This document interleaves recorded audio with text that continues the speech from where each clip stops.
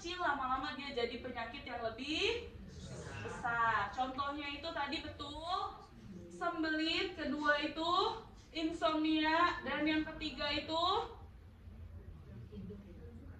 insomnia, betul, kurang tidur. Yang ketiga nggak ada yang tahu ya, fix nggak ada yang tahu ya, bener ya, sakit bahu dan juga leher. Oke, nah baru ingat, pertama ada sembelit. Sembelit ini kalau didiemin bisa jadi penyakit yang lebih serius. Contohnya apa? Kanker usus dan juga kanker payudara. Oke, kenapa dia bisa berubah menjadi kanker, Bu Murni? Nggak lancar apanya? Nah betul, membuangnya itu tidak lancar. Harusnya yang tubuh kita ngebuang racun dan juga toksin, dia nggak bisa terbuang.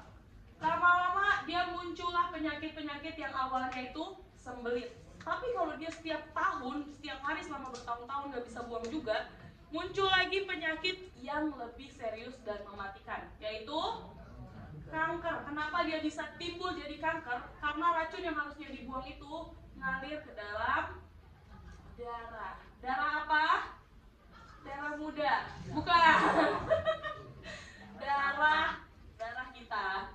Pembuluh darah kita itu tersalurkan oleh apa, Pak Bu?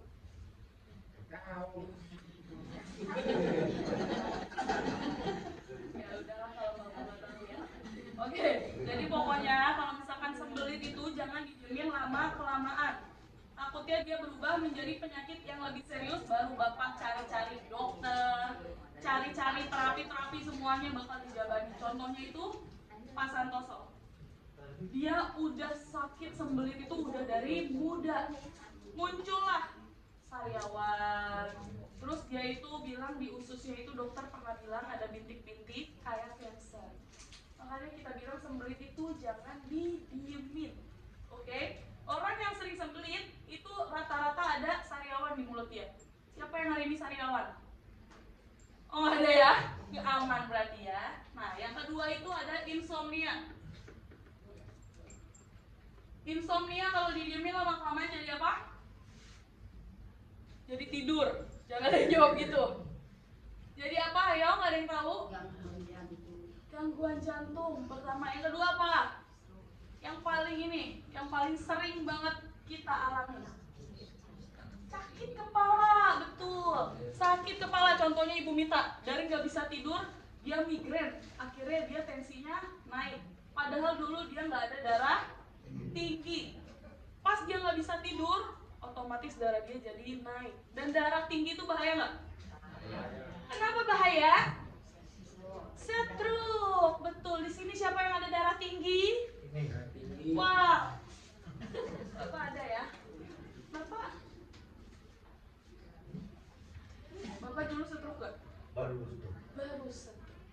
Itulah kenapa aku bilang jangan menyepelekan penyakit yang kecil. Udah ada contoh kecilnya di sini. Darah tinggi itu bisa berubah menjadi penyakit stroke. Oke? Tapi apa darah bisa balik?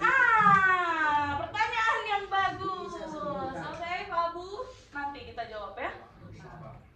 Sabar ya. Oke. Benar sekali, Bapak Ibu duduk di sini itu selain membersihkan darah, juga memperbaiki sistem syaraf otonom. Makanya Pak Santoso yang dari muda itu dia nggak bisa BAB, sekarang dia langsung bisa BAB. Sampai dia belum sampai rumah aja udah keluar. Karena dia benar-benar memperbaiki sistem syaraf otonomi Pak Santoso itu dari akarnya. Makanya Bapak Ibu semua yang ada sembelit itu jangan malu-malu datang setiap hari. Siapa yang ada sembelit? Kan gak ada yang mau ngaku kan? Gak apa-apa ya. Yang penting datang setiap hari. Karena membersihkan darah harus setiap hari. Jadi besok kemana? Al-Fatihah.